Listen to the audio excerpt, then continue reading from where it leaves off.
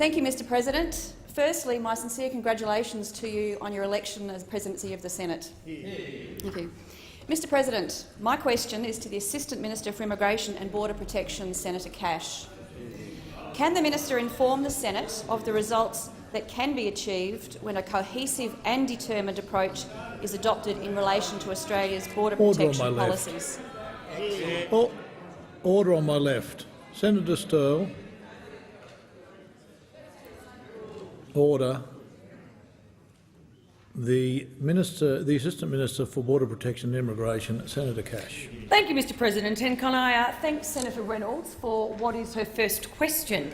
And yes, I can inform the Senate of the results that can be achieved when you actually implement policies that work. It's called You Restore Integrity to Australia's borders. Lyons. This is what we said we would do at both the 2010 election and at the 2013 election. We went to the election with a policy that if we were elected, we would introduce policies that would stem the flow of votes to Australia and restore integrity to Australia's borders.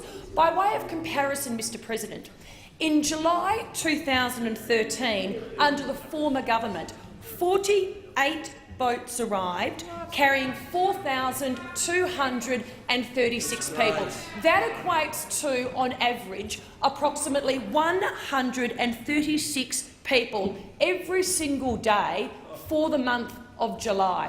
So when the senator asks, what are the results that can be achieved, I say this. The first thing you do is you stop the deaths at sea. Under the former government, with policies that were encouraged by the Australian Greens, in excess of 1,200 people were confirmed drowned at sea. You stop the deaths at sea. You also restore fairness to the Humanitarian Settlement Services program. Thousands of refugees languishing in camps were left there by the former government because the former government had a policy that those who had the means and the opportunity to come to Australia were given precedence over those who had spent in excess of 5, 10, 15, 20, 25 years in camps. So you restore integrity to Australian borders. And the other thing you do is you actually return money back to the budget when you stop the boats. Thank you, Minister. Senator Reynolds, supplementary question. Thank you, Mr President. Can the Minister advise the Senate of differing approaches that have been used to protect Australia's borders from illegal maritime arrivals, and what is the outcome of those approaches? Minister. Order, Senator Hanson-Young. Minister. We're not in the pay of the criminal people. Order on my right. Minister, you have the call.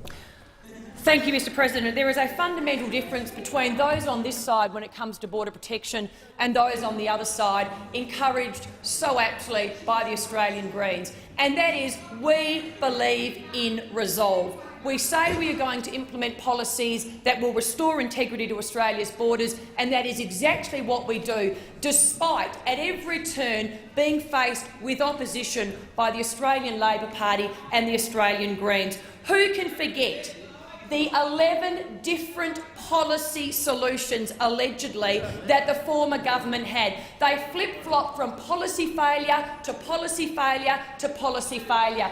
Who can forget the greatest policy failure at all, which were the words of former Minister for Immigration, Senator Chris Evans, when he said, and I quote, that the proudest moment of his political career was unwinding the former Howard government's Pacific solution. Well, Mr President, we all know what happened there, and it won't be happening again Minister. The under time our for watch. answering the question has expired. Senator Reynolds, final supplementary. Thank you, Mr President.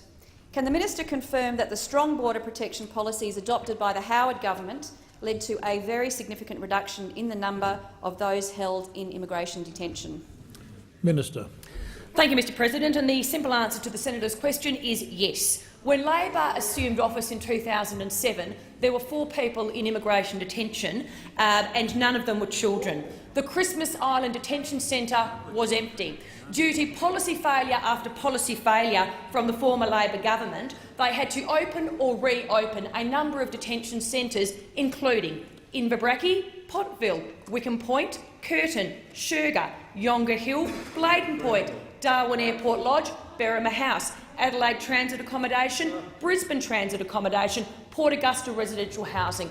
I can confirm for the Senate that under the Abbott government we are doing the exact opposite. We are now closing detention centres, and in fact we've already closed a significant number of facilities.